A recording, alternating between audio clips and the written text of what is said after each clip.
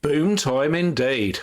Brian and Boomo scored a double against Ipswich on Saturday afternoon to give me 100 points for the week, another 15% rise up the table, and just outside the top 100 now in the overall leaderboard. How did everybody else do? Let's find out. Let's get into it.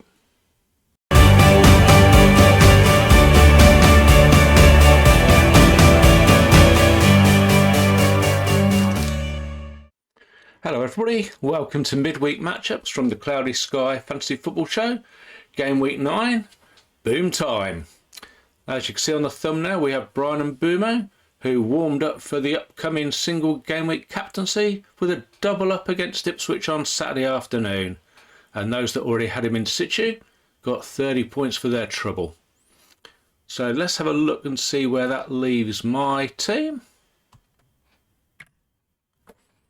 So here we have Muric in goal, no clean sheet. In fact, they shipped in 4, as previously mentioned, against Brentford. At the back, Romero 7 points. That was in a defeat to Crystal Palace yesterday. Robinson, very unlucky to only get 2. Everton scored with like the last kick of the game virtually on Saturday evening. Van Heck, who was brought back in for Cap Murillo on Saturday, and they looked like they were going to get a clean sheet as well. Wolves scored 2 late on, and the equalising goals after Brighton missed a 4-on-1. Not quite sure how they managed that, but yeah, 2-2 for Brighton. So Van Heck, he was in the passing. I think he only got tier 2. And then in midfield, Palmer with his goal and the shots yesterday, Sunday, who was captain. Saka, who played against Liverpool and scored a good goal, had Robertson on toast really. He got 9 points. Dibbling only 2, McNeil 3, and rumours of a McNeil injury, so we'll have to have a look at that. Might be some yet more moves to be made this week. And then up front, Haaland on Saturday, only 1 goal, umpteen XG, but only scored the once in a 1-0 win over Southampton. Mo Salah doing the business again for Liverpool, equalising goal against Arsenal on Sunday afternoon. And as on the thumbnail, Brian and Boomo, 30-pointer, 15 points, doubled up to captain. And then, as we say, Murillo, he left after Friday night, so he did the business last Monday. Didn't do anything against Leicester. In fact, Forrester completely outplayed Leicester, I think. So let's have a look and see where that leaves us in the leaderboard. So at the top, Duncan Bailey's still there, but Scott Bailey's been overtaken by Darren Malloy. And I know Darren, he did very well with the striker swaps this week. He had a daisy chain of Semenyo onto Chris Wood on Monday for Monday night and Friday night captaincy. So it's 3 goals there, all of them doubled up as captain. Then he moved him on to Brian and Buemo on Saturday. So well done, Darren, looking very good, up to 2nd place. So we've got 911 in the lead, then 902, 901. Richard Fincham's 4th and 900. Shane White 891. Barry Morrison 888. Ben Parkin 885, Alex Mitchell 876, John Logan 875, and Michael Blackburn 872, rounding out the top 10. And then the game week scores. So best score of the week was Shane White, 143, well done Shane, up to 5th. Steve Legg, 137. Michael Blackburn, 136, moved him up into the top 10. Richard Fincham, 135, moved him into 4th. And Ben Lee of Dream Team Tonic, 133, and he is 13th. So let's have a look and see where those points came from on the match centre. And move this back to game week 9. And there we can see the first game was Leicester 1, Nottingham Forest 3. So for Leicester, in the tackles, Justin and Okoli with tier 1 each. In the passes, we had Justin tier 1, And then Akoli, Face and Winks on tier 2. Only one shot, which was Jamie Vardy, who scored the goal, which was assisted by Harry Winks. No saves for Hermansen, well 2 but no tiers. For Forest in the tackles we had Iena and Hudson-Odoi with tier 1. Nobody in the passes, most there was 38 for Dominguez. In the shots, Dominguez, Yates who scored, and Hudson-Odoi with all with tier 1, and Chris Wood who doubled up, tier 2. So 14 points for Chris Wood. I think he got 10 on Monday, so that's 24. 48 points doubled for those that had him as captain. Well done. And there was no saves at all for Sells. And then on to Saturday games. There was no lunchtime kickoff. So these were all 3 o'clock. Aston Villa 1, Bournemouth 1. So no tackles for Aston Villa. Only one player in the passes, which was Ezri Konsa, tier 1. In the shots, Torres, Konsa, Tielemans and Nana, all with tier 1. Tier 1 off the bench was Barkley, who scored, and Duran. And a tier 2 was Ollie Watkins. And the assist for Barkley's goal was Bailey. For Bournemouth, tackles, tier 1 for Senesi. Nobody in the passes. In the shots, Cliver, Utara and Evan Nielsen, who came off the bench to score, they all had tier 1. The assist was Tavernier. And Travers, who played in goal, I think Kepa was injured, 7 passes for tier 3. If he keeps his place, I think he's cheap, but not sure how long Kepa's out for. Something to have a look at maybe on Friday Night Live when we do the preview this week. So moving on to what was probably the game of the day. Brentford 4, Ipswich 3.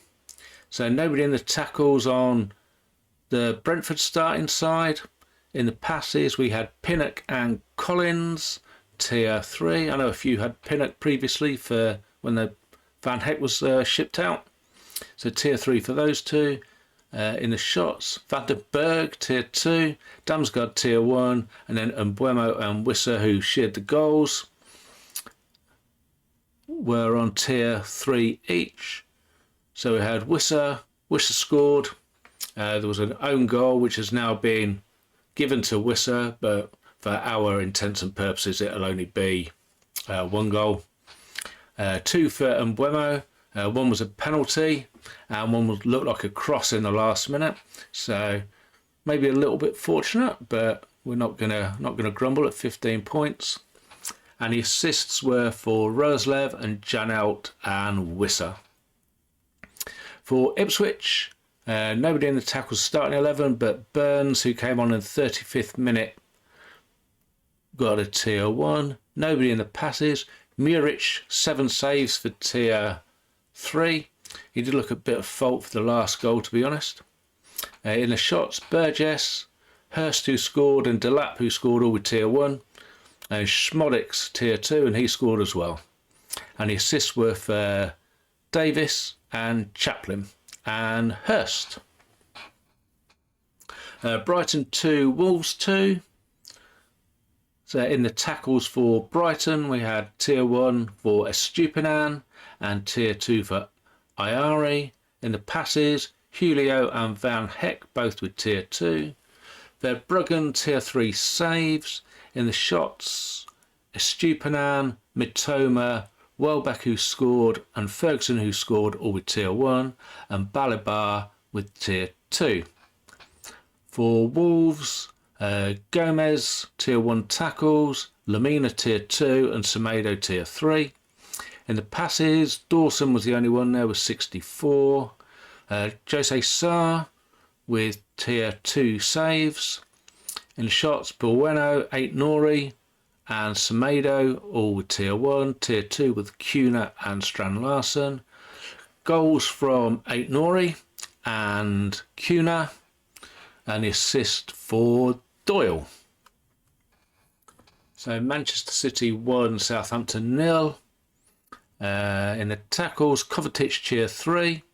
In the passes, Gvardiol, Diaz, Akanji, all with tier 3. Kovacic tier 1. And with shots, Diaz, Akanji, Kovacic and Savino all with tier 1. Haaland, who scored the goal, with tier 3. And Nunez with the assist. So Kovacic doing well for his owners there. No attacking returns, but picking up bonuses in all categories. For Southampton, in the tackles we had Downs with tier 2 and Fernandes with tier 3. Passes, Walker-Peters tier 1 and Bednarek and Howard-Bellis with tier 2. Ramsdale with 6 saves. And then the shots, nobody from the starting 11, but Armstrong off the bench and Onuachu, both with tier 1. The evening game was Everton 1, Fulham 1. In the tackles for Everton, Keane, Young and Decore all with tier 1. Gay with tier 3. Nobody in the passing. Shots, Decore and McNeil tier 1. Lindstrom with tier 1 off the bench. Off the bench with Beto tier 2. And he scored the goal, which was assisted by Young. For Fulham, in the tackles, Tete tier 3. In the passes, Bassett and Diop tier 2. Leno with tier 2 saves. Then the shots, all with tier 1, Iwobi, Traore and Jimenez. All tier 1. It was Iwobi who scored, assisted by Smith Rowe. Then the Sunday games, and this was pretty much a super Sunday this week. Chelsea 2, Newcastle 1. So in the tackles for Chelsea was Caicedo, tier 2. Nobody in the passes. The most was Reece James, who played left back, 54. In the shots, we had tier 1 for Palmer, who scored, Jackson, who scored, and Mudryk off the bench. And tier 2, Neto and Madueke. And the assists, Neto got 1 and Lavia got the other. For Newcastle, only 1 player in the tackles, that was Longstaff off the bench, tier 3, came on after the hour. In the passes, Dan Burns, 62 for a tier 1. Nick Pope with 3 tier points for 5 saves. And then in the shots, Almiron tier 1 and Isak tier 2. And it was Isak who scored, assisted by Hall. Crystal Palace 1, Spurs 0. So for Palace in the tackles, we had Lacroix and Shalabar and Eze, all with tier 1. We had Wharton tier 2 and Munoz tier 3. And coming off the bench, Hughes and Nketiah all both got tier 1 off the bench. Nobody in the passes. Henderson, who did well for his owners, 10-pointer. He had a tier 1 saves for 3 saves, plus the clean sheet. Shots, Guehi, Wharton, Eze and Mateta, who scored, all tier 1. Sarr was a tier 2, and the assist was from Eze. Tottenham in the tackles, Johnson tier 1 and Romero tier 3. In the passes, Van der Ven tier 1, Romero tier 2. Vicario with 5 saves for a tier 3 in goal. And then the shots, Kulusevski tier 1 and Maddison tier 2. West Ham 2, Manchester United 1. Talking point here was the penalty. Yet another case of VAR getting involved. I'm not going to go over it again and again and again, but it's not right. Something needs to be done. I'm not quite sure what the answer is. My view is that it should only be for objective decisions, but I think that horse has bolted long ago.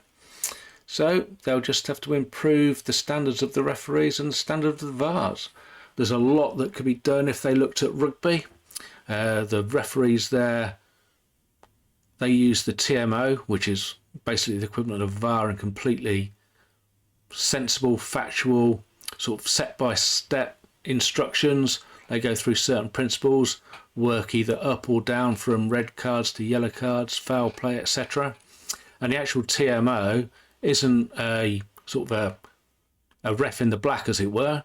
It's actually a proper position where it's professionally done, as your job is to be the TMO or the VAR. So they're not looking after their mates as such. It's actually somebody doing the job to keeping the referees sort of in check with what they should be doing. So let's see how we go with that. Nothing will probably change, and we'll still be discussing it in 3 years' time. So on with the game. So for West Ham, tackles for Rodriguez with tier 2. Nobody in the passes. Most was Alvarez there with 43.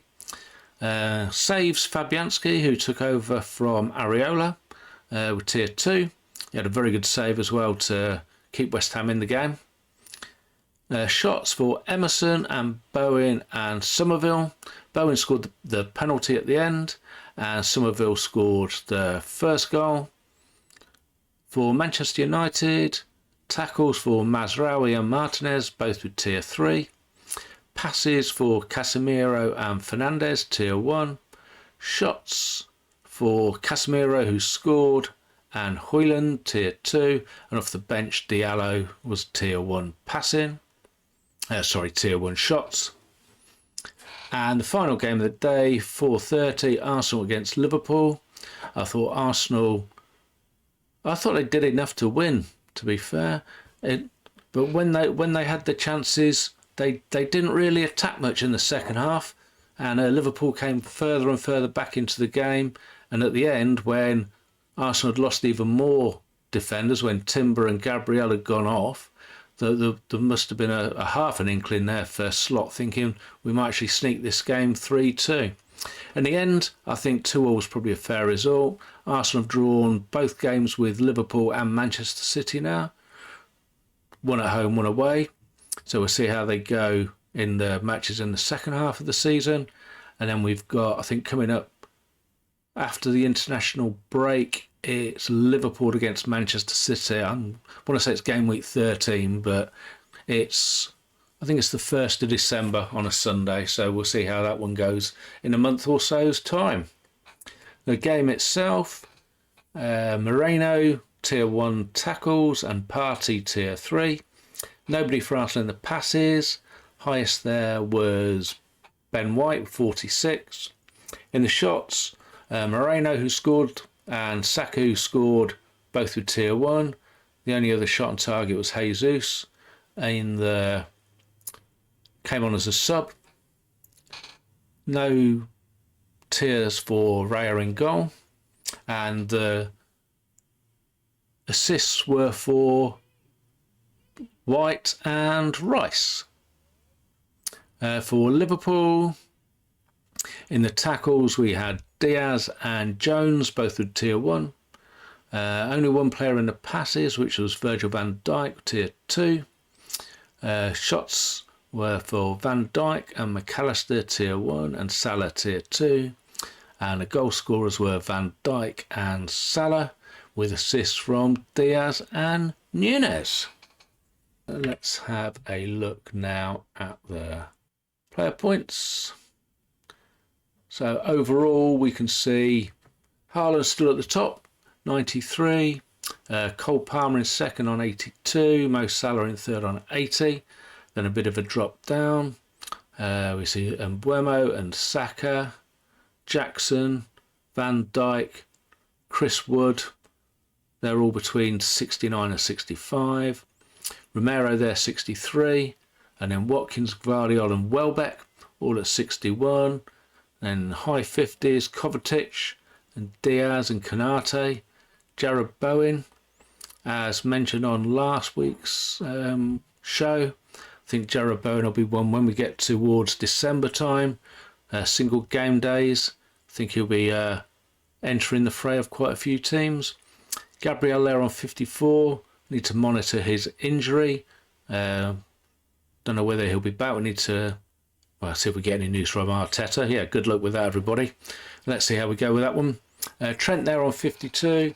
Andre Onana is in the top 20, best performing goalkeeper still. And Dwight McNeil rounding out the 20 on 51 points.